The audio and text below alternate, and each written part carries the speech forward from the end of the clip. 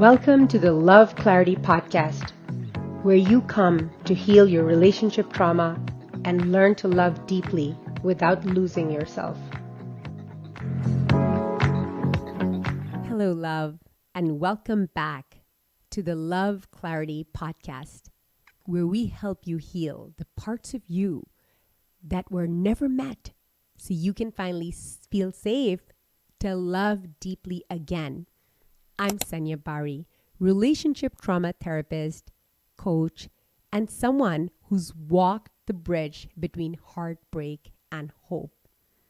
And if you're here because you're ready to date again, to love again, but are terrified that you'll attract the same pain all over again, this episode is for you. Jordan had been out of her toxic relationship for about 8 months. She'd done therapy. She had joined a women's circle. She started trusting herself again. But every time she thought about dating, she would freeze. What if I choose the wrong person again? I don't know if I can trust myself to know red flags. I was terrible with that. What if I am the red flag? I think I'm destined to meet people like this. I'm so happy right now. Why would I spoil it? I don't think I can do it. She wasn't being dramatic.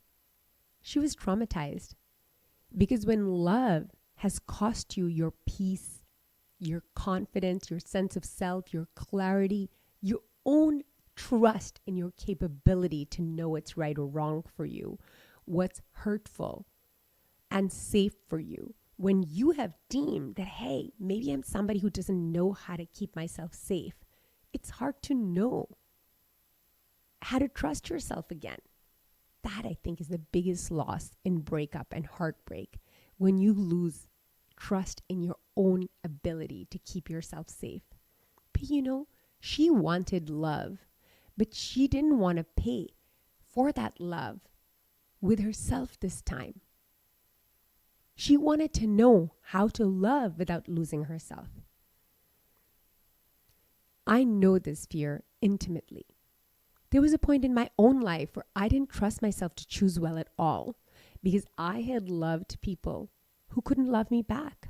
And I'd given massive pieces of my life and loyalty to them, only just to get hurt and backstabbed,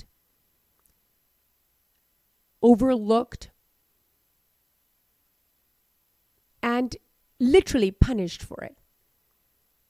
Who said all the right things, they had all the right moves, they looked like the best person on paper, but disappeared when it mattered? Or turned cold the moment I needed something real? And after all that, I questioned everything. Was I being too hopeful? Was I being too forgiving? Was I just blind? Am I just stupid and crazy? Do I just want too much? But the truth was, I didn't need to stop loving. I just needed to start loving with clarity. Because when I learned how to recognize where I was loving from, because my focus used to just be upon doing, because I was just like this control-based person who would just be about doing things. But when I paused and I began to notice and I began to take the time to recognize where I was loving from, and when I stopped myself from loving from any of the 4 manipulators that came through me, which was guilt, over-responsibility, role-playing, and transaction, everything began to change. Everything began to heal. I was no longer hurting myself in love. I could trust myself. I had a clear mechanism. I had a method that I was following. It wasn't this abstract, elusive thing. There were 4 manipulators that appeared as love, but they weren't love. And I would remember them and I would say, okay, the only thing I did was that I paused and I checked in with myself. And this is how, one moment of loving at a time, I retaught myself. I retrained myself. I reprogrammed myself from my default being loving from a sense of neediness, from a sense of people pleasing, from a sense of anxiety and fear of not being enough, and other types of social and even, societal pressures to perform a certain way, I started to, instead of reacting to whatever was happening, I started to take a pause and responding to what I needed, what I wanted, who I am, what are my plans on what I want to feel and experience in my life. I started to put myself back. I started to look out for myself the way I'd been waiting for someone to look out for me. I started treating myself the way I treat my children. I literally would say, hey, wait a second, would I do this to my daughter? Would I accept this for my daughter? It was just such a quick check-in. And when I really needed to get clear, because sometimes this was about the love that I have for my children and the way I was dealing with my health and my fitness or my projects that I was bringing forth, I just knew this one clarity. It's not about what you're doing in love that's going to deem whether you're going to suffer in the love and the passion that you're doing. And I needed permission to allow myself to love deeply because, hey, what is the point of anything if I can't be allowed to love deeply? It is the most gorgeous force and the most important reason to do something, to be able to exercise that love. But I knew now that if I just check in, that if I'm loving from guilt, and if I'm loving from over responsibility, which is like a sense of, oh my God, somebody's going to not be able to do things as the way I want them to do and get that temporary satisfaction of a job well done while giving another person an indication that they can't do things as well as I can, taking over responsibility, feeling overburdened, underappreciating, and making the other people because of that, as a result of that, coming to a place where the other person ends up feeling controlled and also unappreciated. So I wasn't going to do it from guilt. I wasn't going to do it from over responsibility. I wasn't going to do it from the sense of a role that I had decided something needed to have, some made up idea of what I needed to look like and be like and do when I'm a mother or a daughter or a wife or a friend. That I would actually check in with a real person who was right here. I would check in with me. I would just pause and take consent from myself. And I'll speak about consent in 1 second, but I want to go over the fourth one, which is guilt, over responsibility, role playing, and transactions. And transactions is simply that, no, I'm not going to do something for you and expect something in return because that's crazy. And generally speaking, I'd already trained myself not to do that. But here's the part of transactions that I was not aware of. The insidious CO2 silent death version of it, which was that if I do this for you, you're going to be happy. Well, I can't know that, can I? If I do this for you, you're not going to want to hurt yourself or me. I can't know that. If I do this for you, you will be successful. If I spend all this money that I don't have on you, you will feel good about yourself. You will feel capable. No, we don't know that. So the idea is own the loving that you are doing, do it with you, through you. Don't put yourself aside for it, because when other people take notes from you and put you aside in their loving of you, you're going to get upset about it. Here we are teaching other people how to treat us and then getting upset about it. I love to use the word consent because it is also the word that you use for sex. Sex can be gorgeous connection of two souls. It can also be rape, depending on one thing alone. Consent. Any type of an interaction in a marriage and a relationship could be infidelity, and it could be an open marriage and some kind of a deepening, depending on one thing, consent. Right? So make sure you are not your own violator, that you are not hurting yourself, that you're not betraying yourself, that you're checking in with yourself, that you're not neglecting putting yourself aside. You're not doing to yourself what other people did to you, and instead, you are doing with yourself and to yourself exactly what you know you want to receive from other people. I often ask myself, hey, Sanya, you want this from other people. Are you doing that for yourself? And if you're not, then don't complain, because you can't expect other people to do what you're not doing. It's unfair. So I got to show up for myself first. And I invite you to do the same.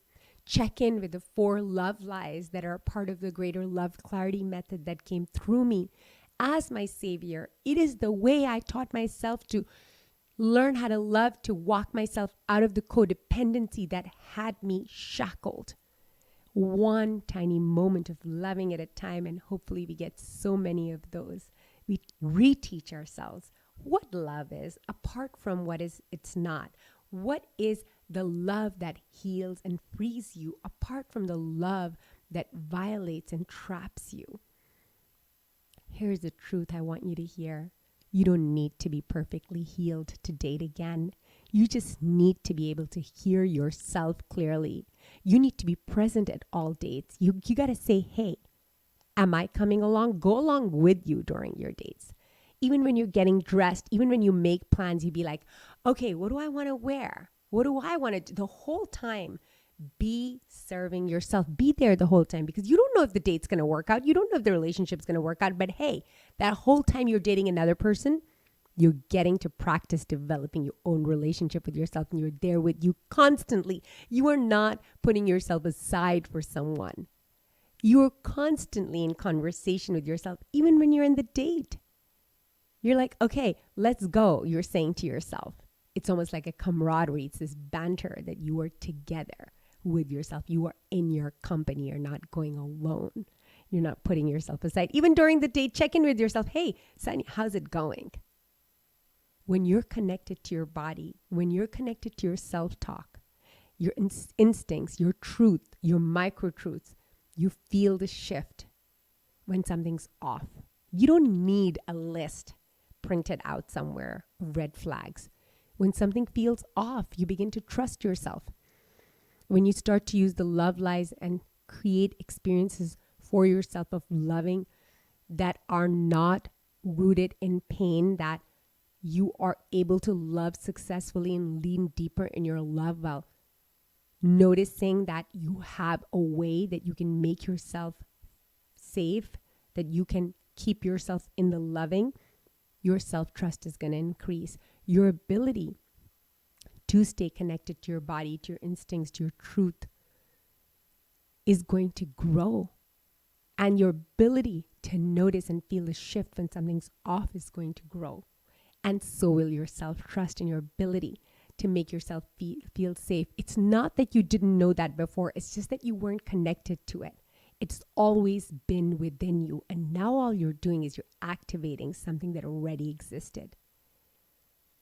But if you're still in the pattern of silencing yourself to keep the peace, you'll miss the red flags. Not because they weren't there, not because you don't know, not because you are crazy and you never understand. You do. But because you weren't listening to you. Dating again isn't about being perfect. In fact, all things that are worth doing have got to have moments where you think it's a mistake.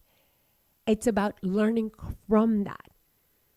Dating again, instead of being about being perfect, it's about being present with yourself, being with yourself throughout it. It's like, can I be with myself? I'm doing so great everywhere, but can I still be with myself when I have somebody else? Can I still hear my voice when somebody else is speaking to me? Can I still remember me when another person needs me? Can I still hear myself when another person talks? You don't have to overexplain your story. You don't have to prove your worth. You just have to stay anchored in the version of you that you fought to reclaim.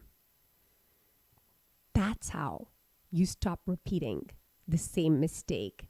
That's how you call in something new, because we are always going to call in the kind of relationships that are closest to the energy and the level of evolution that we're at. So if you want to invite partners of another caliber, then you want to work inside yourself and change your energy and become the person that you want to see in your partner. You might say, hey, what's the point? There's a point. There's a point. You let's say that you ultimately don't even be with yourself, with the other person. You get to be with yourself, the authentic, most accurate version of yourself. So the next time you come across a situation like this, take a deep breath. Find the pause, use the pause. And in that pause, ask yourself the question, am I scared of dating? Or am I just scared of losing myself again? Well, I have a method now. I have these 4 manipulators in my pocket. I got me in my pocket. I can just at any point ask myself, am I treating myself the way I would treat the ones that I love? I got all these check-ins. I got me. Ask yourself the question, what part of me still believes I have to work to be loved, that I have to prove my worth to be loved? And love that part. Love that part. And as you love it, it will heal, because healing is the act of loving the parts inside you that hurt. And when you turn towards the part of you that may still believe that you need to earn your love, it is going to heal and dissolve and reintegrate in yourself. And when you integrate these parts of you that are exiled, that is how you create the experience of feeling whole. You are not here to perform. You are not here to settle. You are not here to audition for somebody's attention. You're here to be met fully, and you don't have to give up parts of yourself to make that happen. Now, if this episode softened something in you, know that you're not alone. Inside the Love Clarity Inner Circle, where we meet and help people untangle their past patterns and start showing up with self-trust, joy, and clarity, especially in love, we come together in this way and create these spaces for ourselves and each other. And if that's not for you, then I'll see you back here next Wednesday for another episode of the Love Clarity Podcast. I'm Sanya Bari, and I look forward to seeing you again next week.